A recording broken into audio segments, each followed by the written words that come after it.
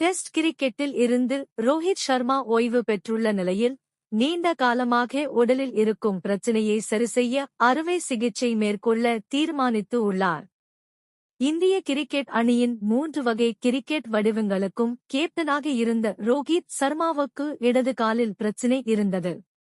இதற்கான சிகிச்சையை தள்ளிவைத்து விளையாடி வந்த ரோஹித் T20 மற்றும் டெஸ்ட் கிரிக்கெட் ஆகிய 2 வடிவங்களில் இருந்து ஓய்வு பெற்றார்.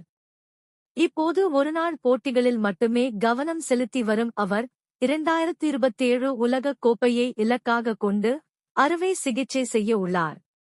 இந்த அறுவை சிகிச்சை 2025 IPL முடிந்த பிறகு நடைபெற வாய்ப்புள்ளது. காயம் காரணமாக டெஸ்ட் கிரிக்கெட்டில் ரோஹித் சர்மாவால் நீண்ட நேரம் களத்தில் நின்று விளையாட முடியவில்லை என்று கூறப்படுகிறது.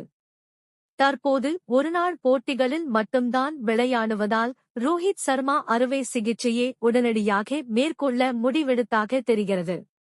இதனால் IPL தொடர் முடிந்த பிறகு ரோஹித் சர்மா இந்த அறுவை சிகிச்சையும் மேற்கொண்டு காயத்தில் இருந்து மீண்டு வரும் நடவடிக்கையில் ஈடுபடப் போகிறார். 2016ஆம் ஆண்டு இதேபோல் ஒரு அறுவை சிகிச்சையை மேற்கொண்ட ரோஹித் சர்மா 3 மாதம் ஓய்வுக்கு பிறகு மீண்டும் இந்திய அணிக்கு திரும்பினார்.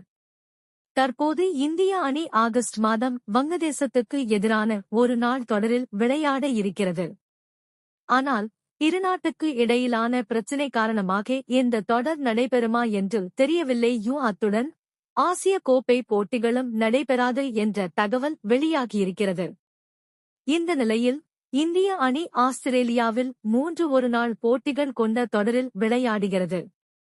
இந்த தொடருக்கு தயாராகும் விதமாக ரோஹித் சர்மா உடல் தகுதியை எட்டுவார் என எதிர்பார்க்கப்படுகிறது.